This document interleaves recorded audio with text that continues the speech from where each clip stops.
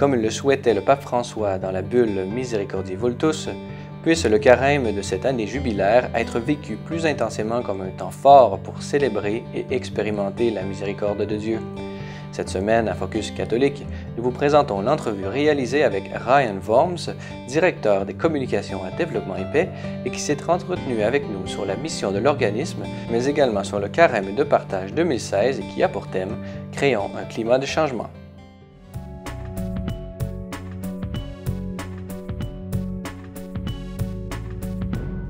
Vous le savez, le carême est une période de l'année liturgique très importante pour les chrétiens et les catholiques plus spécifiquement.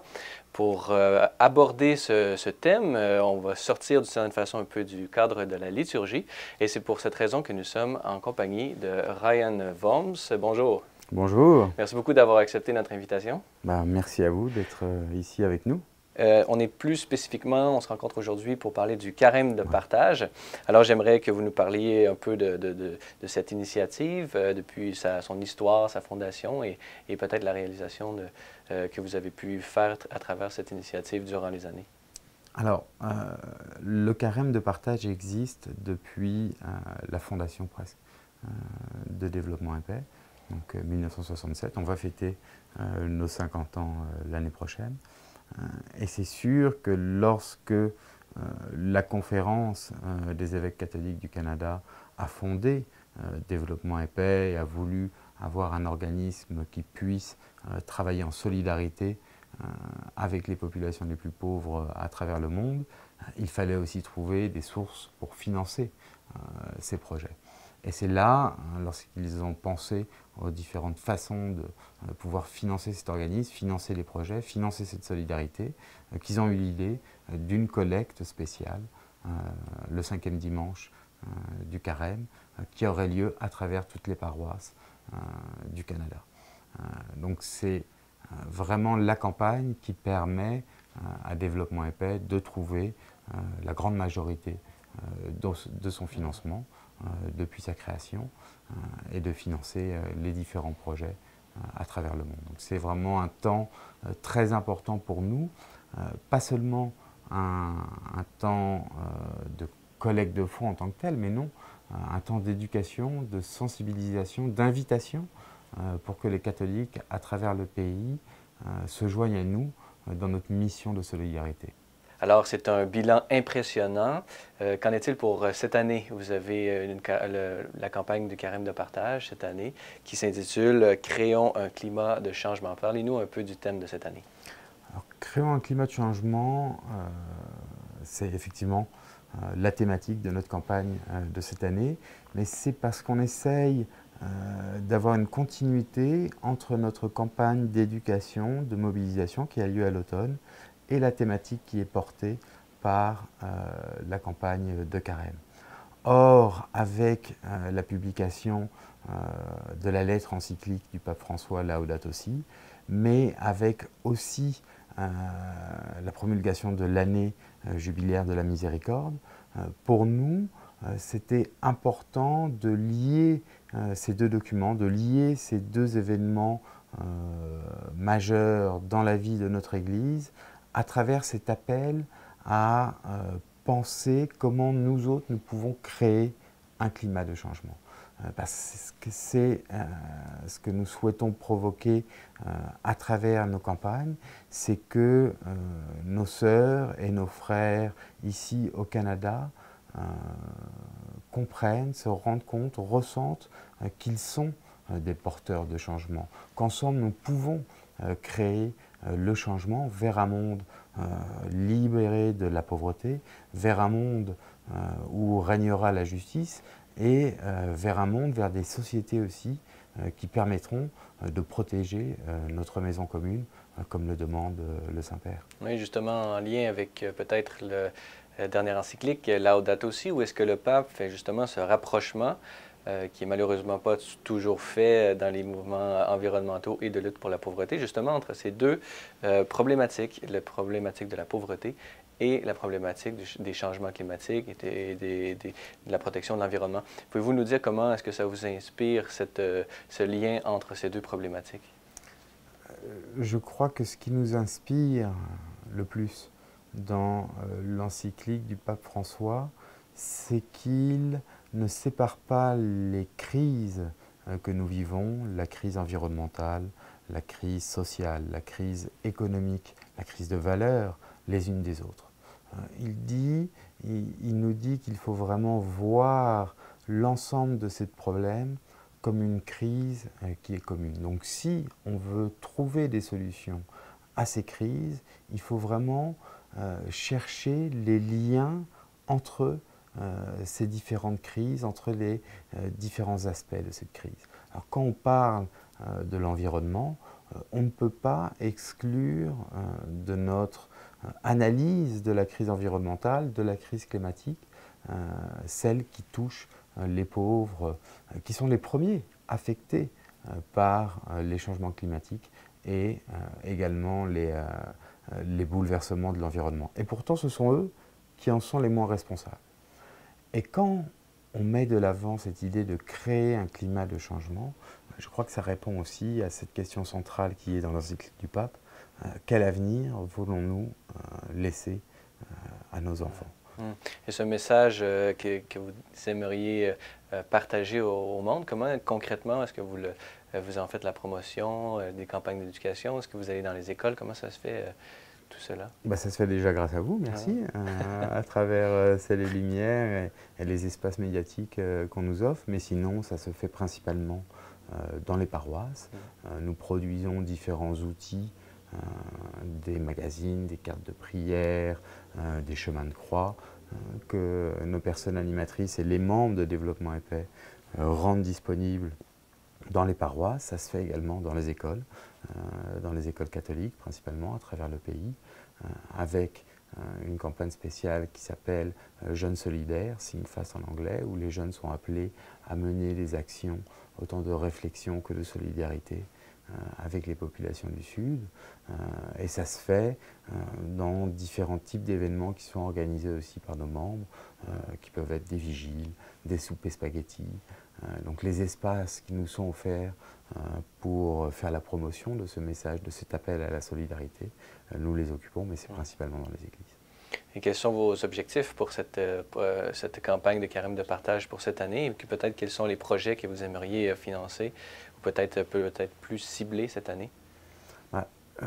L'objectif principal pour cette campagne, je crois, c'est vraiment d'offrir aux catholiques du Canada une occasion de faire un cheminement, un pèlerinage durant le temps du carême intérieur et d'aller à la rencontre de nos sœurs et de nos frères dans différents pays. On parle du Paraguay, de l'Indonésie, des territoires palestiniens, d'Haïti, pour vivre aussi l'année de la miséricorde à travers la compassion, donc la rencontre de l'autre, mieux comprendre la réalité qui est vécue par ces populations-là. Ça, c'est vraiment un objectif. L'autre objectif, c'est qu'ils puissent sentir qu'ils ont la capacité d'agir, qui peuvent faire partie du changement, de créer ce changement-là, comme nous l'appelle à le faire l'encyclique du pape, Laudato Si. Et il y a bien sûr un objectif financier. On espère pouvoir récolter 9-10 millions de dollars à travers la campagne, qui nous permettront de financer nos projets un peu partout dans le Sud. Il y a des axes thématiques qui sont très importants pour nous cette année, notamment tout ce qui concerne la justice environnementale. Donc comment permettre aux paysans qui sont touchés par les effets du changement climatique de retrouver une agriculture qui leur permette de subvenir aux besoins de leur famille, la promotion de la paix, que ce soit au Moyen-Orient bien sûr, mais on pense aussi à la région du Grand Lac, le Burundi, à la Colombie, tant d'autres régions qui aujourd'hui voient la violence déchirer les populations, la promotion de la démocratie, de l'éducation, de la santé dans beaucoup de régions.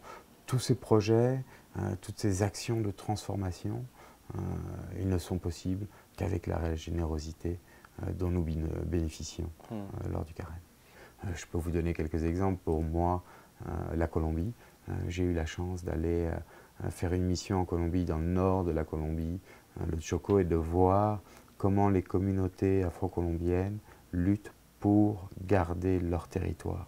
Ce sont des communautés qui vivent de l'agriculture, de l'exploitation des ressources que leur offre leur terre, et qui sont menacées par des compagnies qui vont planter des palmiers à huile, qui les déplacent, qui les pourchassent, qui les massacrent pour pouvoir extraire l'huile de ces palmiers qui se retrouvent dans nos produits de consommation agroalimentaire. Donc c'est sûr que je pense à ces communautés, à ces hommes, ces femmes, ces enfants que j'ai été rencontrer, et quand moi-même je vis mon carême, ils sont présents dans mon cœur. La même chose, la région du Niger, la région du Sahel, le Niger, quand je pense aux projets qu'on appuie, encore une fois en agriculture, mais aussi aux mères que j'ai rencontrées et qui, grâce aux centres de nutrition qui sont mis en place, peuvent retrouver l'espoir que leur enfant va survivre au manque d'aliments, aux périodes de sécheresse. Ces mères-là, ces enfants, ils sont aussi portés dans mon cœur et ma prière durant le carême, ou pour vraiment faire tous les continents, je pense aux Philippines. J'ai eu l'occasion, juste après le typhon Haiyan, de faire la couverture des ravages de ce typhon pour Caritas. Et quand je voyais ces familles, la solidarité qu'il y avait entre ces familles, même quelques jours après le passage dévastateur de ce typhon, ça c'est une inspiration.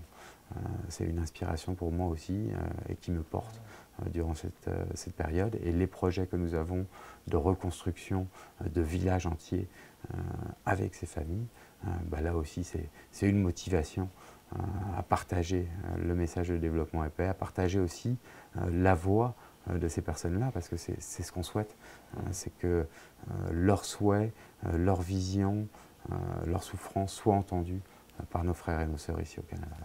Vous avez, Développement et Paix propose dans cette campagne de carême de partage un parcours où est-ce qu'on voit des témoignages, mais où est-ce qu'on nous invite à voir ce carême à l'intérieur de l'année de la miséricorde.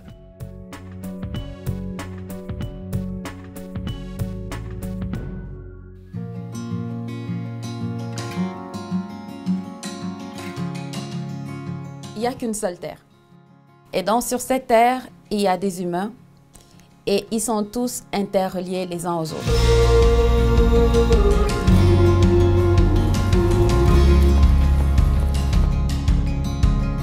On se pose la question, qu'est-ce qui ne marche pas et pourquoi ça ne marche pas? Si on est neutre, indifférent, à ce moment-là, on est plus humain.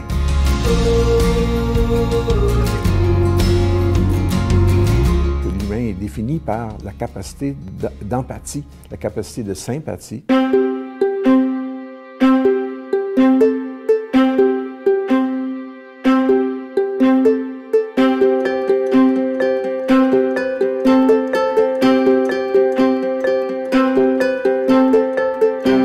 Le carême aide à revisionner, se donner une vision de pourquoi on est ici et ce qu'on a à être par rapport à cette terre qui nous a été donnée en cadeau.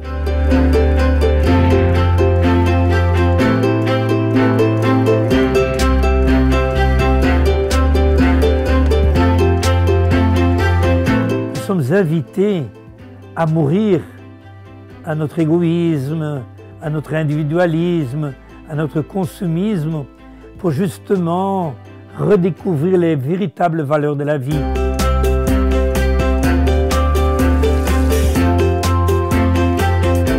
C'est vraiment une belle occasion de partage et bien sûr en donnant, on reçoit. Alors c'est aussi une occasion où on se sent bien parce qu'on se sent en solidarité avec ceux qu'on touche par notre don. La definición de solidaridad viene de sólido, algo compacto, es como los cimientos de un edificio para que pueda resistir cualquier dificultad.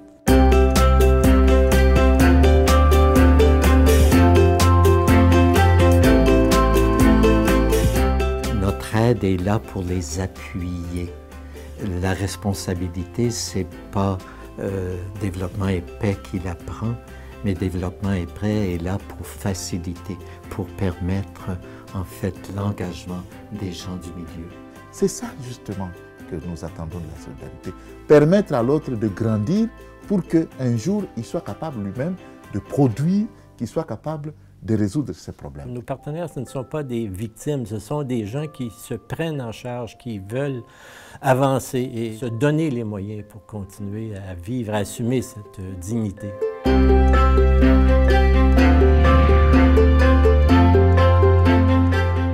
Ce que nous faisons au Liban, c'est que nous travaillons sur la cohésion sociale entre les différentes composantes religieuses et culturelles de la société pour faire face, pour faire front ensemble.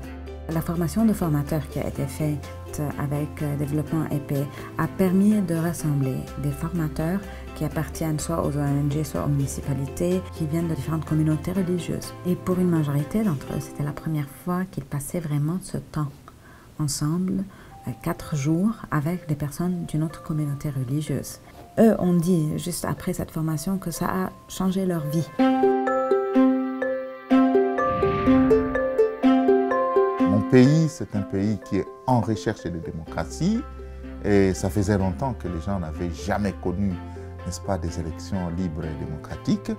Avec Développement et Paix, nous avons conçu un projet d'éducation civique et électorale où nous avons appris aux gens comment il faut voter, pourquoi il faut voter, de quelle manière est-ce qu'il faut comprendre la démocratie. Nous avons formé des milliers de personnes. On avait fait la formation en cascade et nous avons atteint à peu près 10 millions de personnes. Ce sont toutes ces communautés de villages qui sont venues nous remercier pour la formation que nous avons donnée.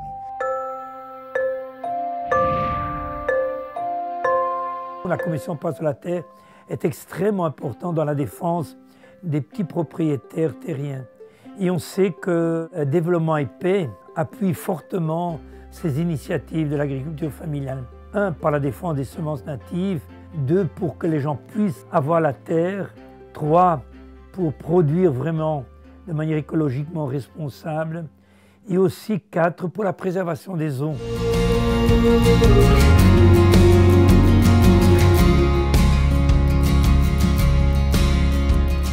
Ce n'est pas simplement de sortir quelque chose de notre poche, mais véritablement, là, c'est quelque chose qui nous a coûté et que nous partageons avec nos sœurs et nos frères. Puis je dirais qu'il leur appartient jusqu'à un certain point. On ne peut pas passer un carême sans poser un geste concret vis-à-vis des nécessités qui sont autour de nous, qui sont dans notre monde, ici ou ailleurs. Mais je pense que la foi a besoin de gestes. Et parmi ces gestes, il y a des gestes de solidarité. Tout est interrelié et Développement et Paix fait justement le lien entre la protection de l'humain et la protection de la planète. Si Développement et Paix ne faisait pas ce travail, qui le ferait? Alors c'est pour ça que c'est important de donner et de partager ce qu'on a.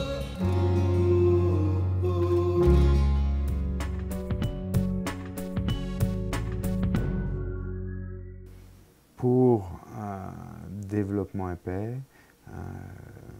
l'année de la miséricorde devait absolument se retrouver dans notre campagne de carême et dans nos messages aussi à travers de l'année.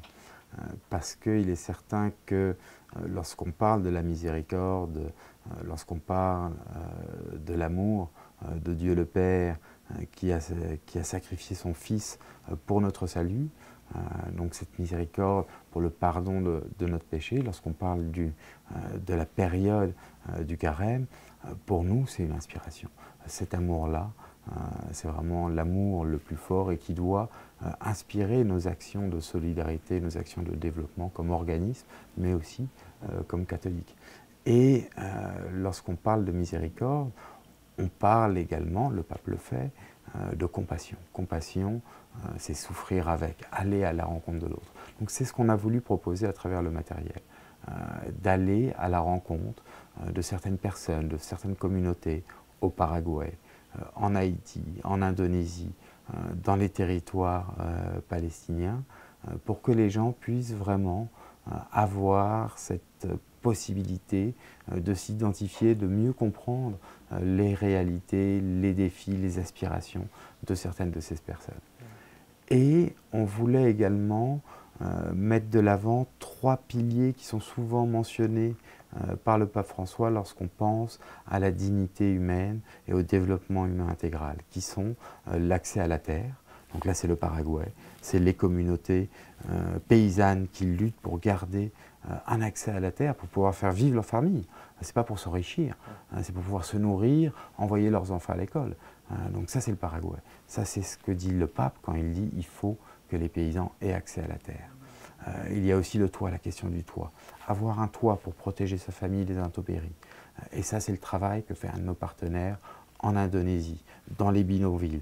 Vous avez fait à Ciel et Lumière, il n'y a pas longtemps, un documentaire sur les bidonvilles et les enfants à Manille, aux Philippines. C'est les mêmes situations. Comment est-ce que ces familles, parmi les plus pauvres, peuvent, à travers un toit, retrouver de la dignité, retrouver de la sécurité? Ça aussi, c'est ce qu'on appuie dans cette région du monde de l'Asie du Sud-Est. Et le travail, la dignité du travail. C'est le dernier volet de notre programmation en Haïti, suite au terrible séisme de 2010. C'est d'appuyer les organisations sociales dans la mise en place d'entreprises solidaires. Donc de petites entreprises, par exemple des poulaillers, des boulangeries communautaires, où les populations les plus appauvries peuvent trouver un travail digne. Et que ce travail, les bénéfices de ces entreprises solidaires, puissent à leur tour venir financer les actions sociales de ces groupes que nous appuyons en Haïti. Donc là aussi, il y a un cheminement de réflexion sur quel développement, quel type d'actions vont vraiment permettre de créer un monde solidaire, un monde de justice, un monde libéré de la pauvreté. Et ce ne sont que quelques exemples, parce qu'évidemment, on ne peut pas tout couvrir et tout proposer dans les 5 semaines du carême.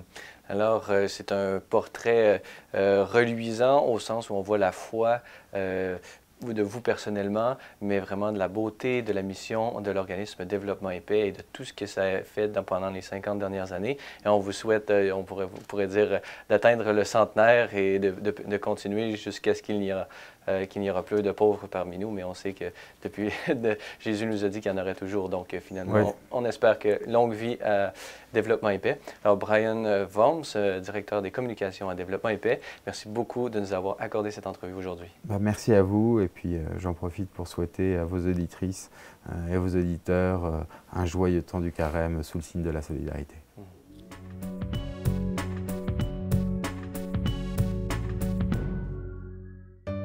Comme vous avez pu le constater dans cette entrevue, le Carême de partage 2016 de Développement et Paix ayant pour thème « Créons un climat de changement » est non seulement un appel aux catholiques du Canada afin que se renouvelle l'esprit de Carême, mais également une façon concrète de mettre en application l'ensemble des œuvres de la miséricorde.